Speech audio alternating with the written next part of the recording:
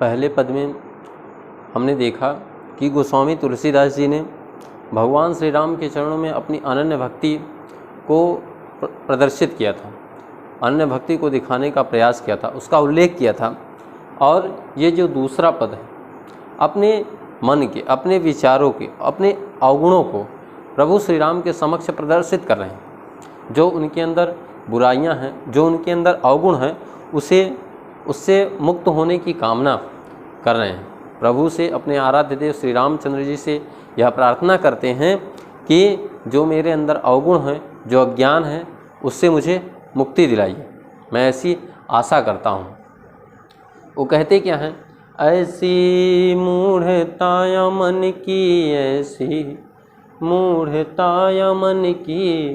गोस्वामी जी कहते हैं कि मेरे मन की ऐसी मूर्खता है, मेरे मन की ऐसी मूर्खता है। यह क्या करता है? परिहरि राम भक्ति सुर सरिता। परिहर यानी त्याग कर, भगवान श्री राम की भक्ति, गंगा रूपी भक्ति को त्याग कर, पवित्र गंगा को त्याग कर, आस करत उस कन की, और सुख रूपी ओस की इच्छा करता है, सुख रूपी ओस की इच्छा करता है। भक्ति रूपी पवित्र गंगा को छोड़कर, राम की पवित्र गंगा को छोड़कर, पवित्र रूपी गंगा को छोड़कर वह किसकी कल्पना करता है? सुख रूपी ओस की बूंदों की कामना करता है। आशय इसका यह है कि जिस प्रकार क्या होता है? धूम समूह निरखी जातक जो, धूम समूह निरखी जातक जो, त्रिसित जानी मति घन की, ऐसी मूढ़ताया मन की, ऐसी मूढ़ताया मन की। जिस प्रकार धुएं के समूह को देखकर, धुएं के समूह को देखकर कोई जातक यानी चातक पक्षी धुएं के समूह को देखकर वह समझ नहीं पाता, उसे भ्रम हो जाता है कि ये धुओं का समूह है या फिर त्रिसित जानी मति घन की। वह प्यासा होने के कारण उसकी बुद्धि कार्य नहीं करती है और उसे बादल समझ लेता है, वर्षा कराने वाला बादल समझ लेता है और क्या करता है? उसी की ओर अग्रसर होता है, उसी धुएं के समूह की ओर वह अग्रसित होता है। परंतु वहाँ जाने पर उसे मिलता क्या है? नहीं तह शीतल तान बारी। जैसे ही वह उसके नज़दीक पहुँचता है, धुएं के नज़दीक पहुँचता है, तो न उसे वहाँ पर शीतलता मिलती है, क्योंकि धुआं शीतलता नहीं प्रदान करता, तो न उसे शीतलता मिलती है और न ही उसे प्यास बुझाने के लिए पानी, बल्कि क्या होता है? पुनिहानि होत लोचन की। धुएं के कारण उसकी आँखों से क्या होता है? अश्रु निकलते हैं, आंसू निकलते हैं। धुएं की अधिकता के कारण जिसे देखकर वह शीतलता को देखकर सोचा था कि उसके नज़दीक जाऊंगा तो मुझे शीतलता मिलेगी, मुझे पानी मिलेगा, लेकिन भ्रमवश वह वहाँ पहुँच जाता है और उसे वहाँ पर न तो पानी मिलता और न ही शीतलता मिल पाती है, बल्कि उसके आँखों के लोचन अर्थात आँखों की हानि होती है, उससे अश्रुधार होती है। जो गज कांच बिलो की सेन जड़, छाह आपने तन की। तुलसीदास जी कहते हैं कि मेरे मन की ऐसी दशा हो गई है, मेरे मन की ऐसी स्थिति हो गई है, जिस प्रकार से गज यानी क्या होता है? बाज पक्षी, गज यानी बाज पक्षी, वह टूटे हुए कांच को टुकड़ों को देखता है। बाज पक्षी क्या करता है? टूटे हुए कांच के टुकड़ों में स्वयं की परछाई देखता है। फर्श में जड़े या फिर टूटे हुए या फिर फर्श में जड़े हुए कांच के टुकड़ों को वह देखता है और वह यह सोचता है कि यहाँ पर मेरा कोई दूसरा शिकार है। अपने ही शरीर की परछाई को देखता है और वह सोचता है कि कोई अन्य पक्षी है। वह उसकी परछाई को देखता है, अपने ही तन की परछाई को वह उसमें देखता है। टूटत अतिया तुर आहार बस, बड़ी झल्लाहट के साथ, पूरी फुर्ती के साथ उसकी ओर वह दौड़ता है, उसी की ओर, उस पक्षी की ओर जिसकी वह परछाई देखता है उसी की ओर वह झपटता है। लेकिन क्षति विसारी आनन की, वह कांच के टुकड़ों में अपने ही प्रतिरूप को देखकर यह भूल जाता है कि वह मेरी ही परछाई है और अपने मुखों की हानि होती है। जब उसके नज़दीक पहुंचता है, उस पर चोंच से प्रहार करता है, मुख से अपने प्रहार करता है। आनन अर्थात मुख, क्षति विसारी आनन की, अपने मुख की दुर्दशा को वह भूल जाता है कि मेरे मुख की क्या स्थिति होती है। कहाँ लो कहाँ कुचाल कृपा निधि, हे कृपाल प्रभु राम। वो कहते हैं कि हे कृपाल, गोस्वामी जी कहते हैं कि हे कृपालु श्री राम, मैं आप अपने मन की कुचालता को, अपने मन की मूर्खता को, कुचालता या वाचलता का कहाँ तक मैं वर्णन करूँ। जितना भी मैं अपनी कुचालता का वर्णन करता हूँ वह दिन प्रतिदिन बढ़ती जाती, वह कम दिखाई नहीं देती। जानत हाँ गति जन की, आप तो मेरी स्थिति के बारे में हर तरह से परिचित हैं। जानत हाँ गति जन की, मेरी जो गति है, मेरी जो स्थिति है उसे तो आप भली भांति समझते हैं। तुलसीदास प्रभु हरहूँ दुषह दुख, तुलसीदास जी कहते हैं कि हे प्रभु, आपका स्वभाव है पतित पावन का, पतितों का उद्धार करना ही आपका स्वभाव है, दीन दुखियों की रक्षा करना ही आपका स्वभाव है। तो हे प्रभु, आप तो पतितों का उद्धार करने वाले हैं, दीन दुखियों की समस्याओं का निदान करने वाले हैं, इसलिए हे प्रभु करहूँ लाज निजपन की, आपने जो प्रतिज्ञा ली है, आपका जो स्वभाव है कि दीन दुखियों की दुर्दशा को उनसे उबारना, दीन दुखियों की रक्षा करना, उस अपने प्रतिज्ञा की रक्षा कीजिए और मेरे असहनीय दुखों का निवारण करिए। इसके उपरांत हम क्या देखेंगे, काव्य सौंदर्य। इस पद्य में क्या सुंदरता है, तो इसमें तो प्रमुख रूप से शांत रस दिखाई दे रहा है आपको, उसके साथ साथ भक्त अपने अवगुणों को प्रभु के समक्ष क्या कर रहा है, प्रदर्शित कर रहा है। भक्त अपने अवगुणों को प्रभु के समक्ष अपनी दीनता का वर्णन कर रहा है। ब्रज भाषा तथा गेय मुक्तक शैली का प्रयोग भी किया गया है। भ्रांतिमान, रूपक और उपमा अलंकारों की छटा भी इसमें दिखाई देती है।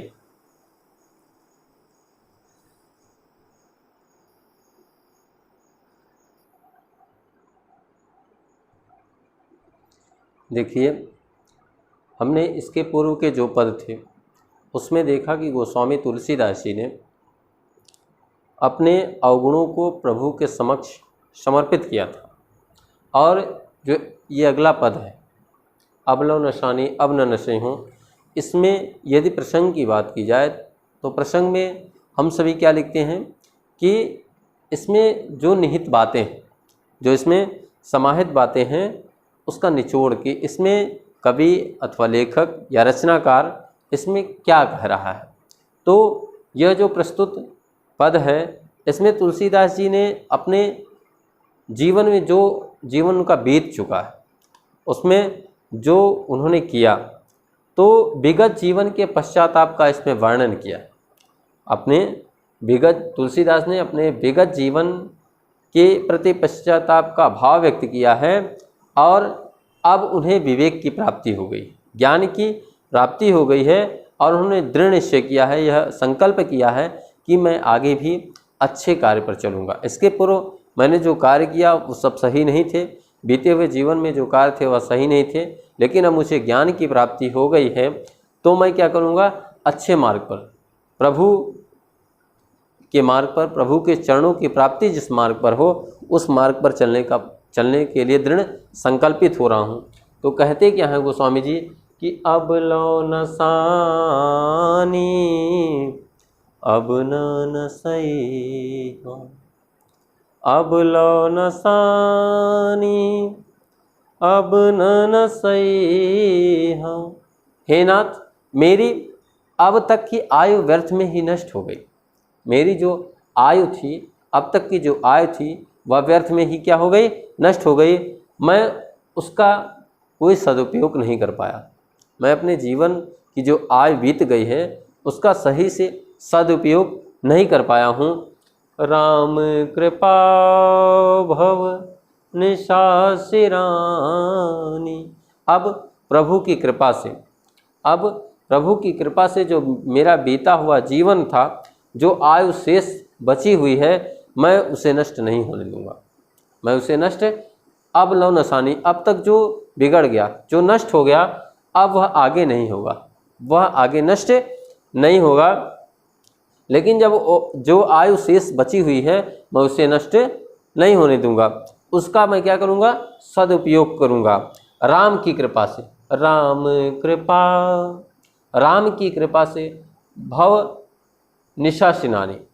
जो राम की कृपा से संसार, भव अर्थात क्या होता है? संसार, निशा माने होता है रात्र, और सिरानी यानी होता है बीत जाना। तो राम की कृपा से जो रात्र थी, राम की कृपा से संसार रूपी जो रात्र थी, वह क्या हो गई? बीत गई। वह जो रात्र थी वह बीत गई। अब मैं जाग गया हूँ, अब मैं जाग गया हूँ। तो जागे पुनी न डसई हूँ। अब मैं जाग गया हूँ, इसीलिए मैं इतना मूर्ख नहीं हूँ कि जागने के उपरांत इस संसार रूपी भवसागर में पड़कर दोबारा मैं बिस्तर लगाऊं और सो जाऊं। पायो नाम चारु चिंता मनि, उर करते न खसई हूँ, अब न नसई हूँ। मोह के बंधन में जो मैं फंस गया था, जो मोह का बंधन था, उसमें मैं फंस गया था। अब मुझे उसकी जानकारी हो गई है। उस मोह के बंधन से अब मैं मुक्त हो गया हूँ। अब मैं इसकी वास्तविकता से परिचित हो गया हूँ। इसीलिए मैंने क्या प्राप्त कर लिया है? पायो नाम चारु चिंता मणि। मुझे तो राम नाम रूपी सुंदर चिंतामणि की प्राप्ति हो गई। राम नाम रूपी सुंदर चिंतामणि की प्राप्ति होगी। चारु अर्थात सुंदर, पायो नाम, राम नाम रूपी सुंदर चिंतामणि की प्राप्ति हो गई है, जिसे मैं उर माने हृदय, उर करते न खसई हूँ। उर अर्थात हृदय, कर अर्थात हाथ, हृदय रूपी हाथ से मैं जिसे खिसकने नहीं दूंगा। जिस सुंदर चिंतामणि, राम नाम रूपी सुंदर चिंतामणि की प्राप्ति मुझे हुई है आपकी कृपा से, उसे मैं हृदय रूपी हाथ से खिसकने नहीं दूंगा। श्याम रूप सुचि रुचिर कसौटी, श्याम रूप सुचि रुचिर कसौटी। क्या करूँगा? श्याम रूप की सुंदर, श्याम रूप की सुंदर कसौटी, सुंदर श्याम रूप की कसौटी बनाकर उसमें अपने चित्त कंचन ही कसई हूँ। चित्त रूपी कंचन को, चित्त कंचन माने सोना, चित्त रूपी कंचन को उस पर कसूंगा। जो श्याम राम नाम की प्राप्ति मुझे हुई है, उसमें श्याम रूपी सुंदर कसौटी बनाकर मैं अपने चित्त में क्या करूँगा? चित्त रूपी कंचन को कसूंगा, अर्थात परीक्षा करूँगा कि मेरा मन मेरे राम में लग रहा है अथवा नहीं लग रहा है। मेरे प्रभु श्री राम के चरणों में मेरा मन लग रहा है कि नहीं लगता है। यदि लगता है तो वह शुद्ध है। यदि प्रभु श्री राम के चरणों में मेरा मन लग रहा है तो वह शुद्ध है, अथवा अभी उसमें कुछ शेष है, उसमें कुछ खोट अभी बाकी है जिसे मुझे पूर्ण करना है। उस खोट को हमें क्या करना है? समाप्त कर देना है। फिर क्या कहते हैं आगे? पर बस जानी हसो इन इंद्रिन। अभी तक जो मेरा मन था मेरी इंद्रियों के बस में था। मेरा जो मन था वह क्या था? परबस जान, मेरा मन इंद्रियों के बस में था, अतः इंद्रियों ने मेरा खूब उपहास किया, खूब मजाक बनाया। निज बस है न हंसई हो। किंतु अब क्या हुआ? पहले जो मेरा मन था वह इंद्रियों के बस में था, इसीलिए इंद्रियों ने मेरा खूब उपहास किया, खूब मजाक उड़ाया। लेकिन अब मैंने अपने मन को अपने वश में कर लिया है। मैंने अपने मन को क्या किया है? अपने वश में कर लिया है।